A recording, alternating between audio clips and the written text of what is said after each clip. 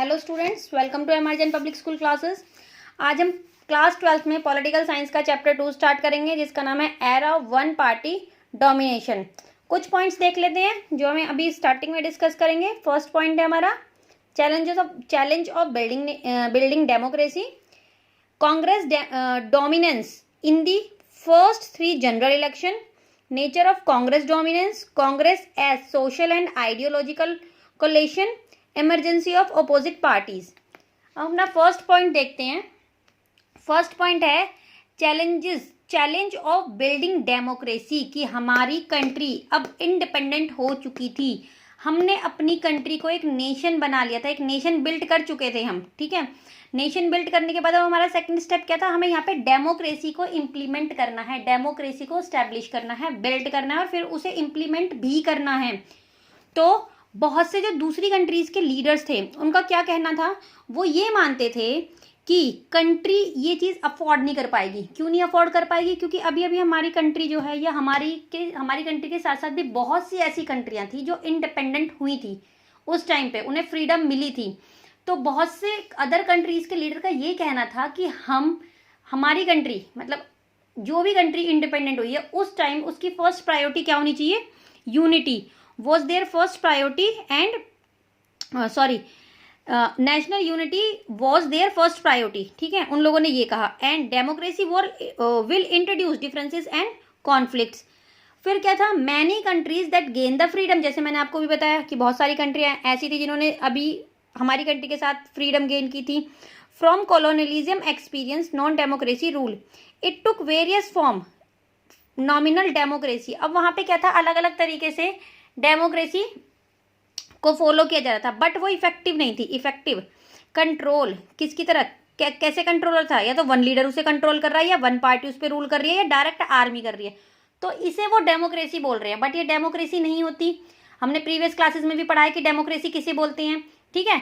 तो ये डेमोक्रेसी नहीं होती। नेक्स्ट क्या था, the leader of the newly independent India decide to take the more difficult path. अब जो हमारी कंट्री के लीडर्स थे, हमारी कंट्री अभी न्यूली इंडिपेंडेंट हुई थी, उन्होंने डिसाइड किया था कि भाई यहाँ पे हमें डेमोक्रेसी को बिल्ट भी करना है और इम्प्लीमेंट करना है।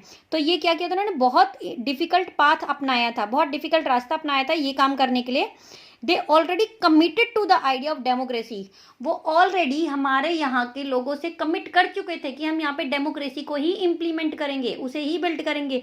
क्योंकि उन्होंने प्रीवियस टाइम से, पास्ट टाइम से कंडीशन क्या थी हमारी कंट्री की, किस तरीके से यहाँ पे डिस्क्रिमिनेशन होता था हर एक चीज़ को लेके, कास्ट को लेके, रेस को लेके, लैंग्वेजेस, रिलीजियस, ये सारी चीज़ को देख के इन्होंने ये डिसाइड किया था कि हम यहाँ पे डेमोक्रेसी को ही इम्प्लीमेंट करेंगे। और तब तक डेमोक्रेसी इम्प्लीमेंट नहीं होगी, स्टार्ट नहीं होगी, इंप्लीमेंट नहीं होगी, तब तक एक कंट्री अच्छे तरीके से, इवन हमारी कंट्री, क्योंकि हमारी कंट्री क्या है, इंडिया एक डाइवर्स कंट्री है, तो डाइवर्स कंट्री अच्छे तरीके से रन नहीं कर पाएगी।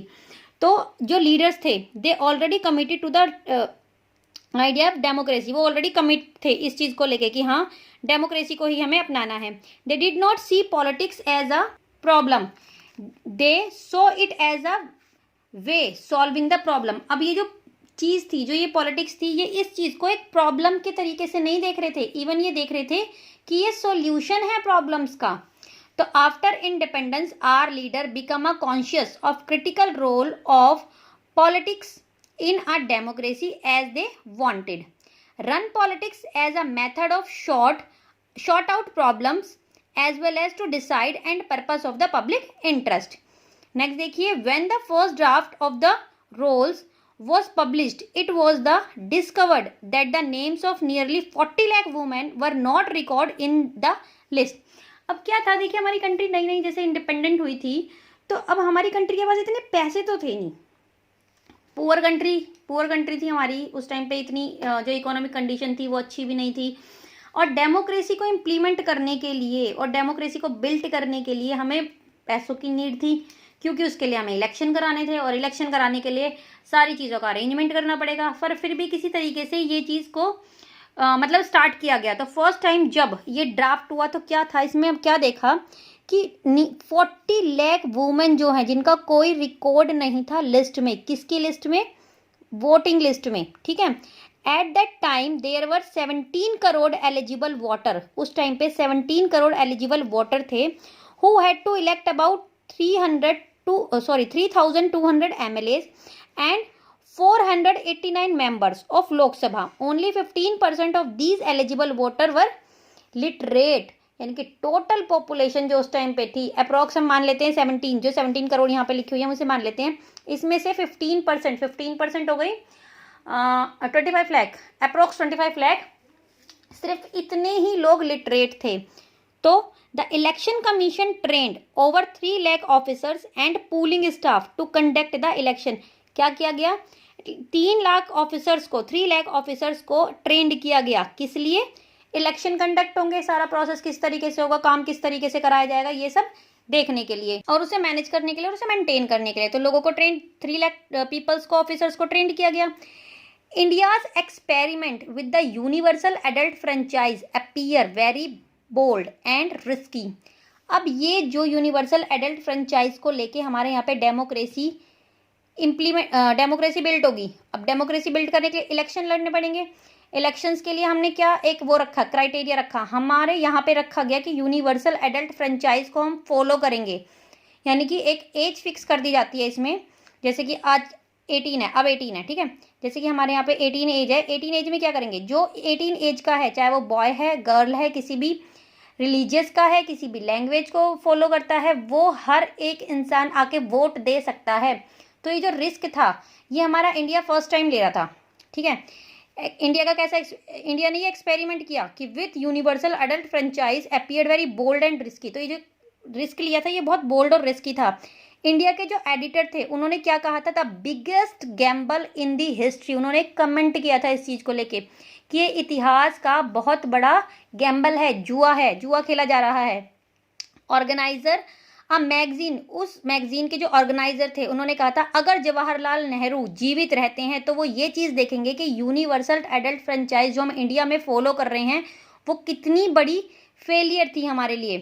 फिर ब्रिटिश के मेंबर ने कहा था, British member of the India civil service claimed that a future and more enlightened age will view with the astronomist the absurd force of the recording the vote and millions of the illiterate people.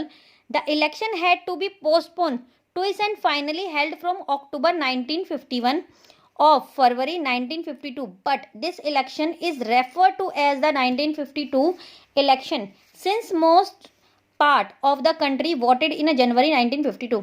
अभी जो elections conduct होने start हुए 2 बार ये postpone हुए, लेकिन finally 1951 में अक्टूबर में held किए गए. लेकिन बोला क्या जाता है कि फरवरी 1952 में हुए थे इलेक्शन. जो ये मेनली रेफर किए जाते हैं 1952 फरवरी में बोला गया था, ठीक है. तो बोला जाता है. तो फाइनली क्या हुआ, यहाँ पे इलेक्शन हेल्ड हुआ. तो ये छोटा सा इंट्रोडक्शन था, स्टार्टिंग के पॉइंट्स थे कुछ 1-2 जो मैंने आपको इसमें बताए हैं. बाकी का चैप्टर हम आगे कंटिन्यू करेंगे नेक्स्ट वीडियो में. Thank you.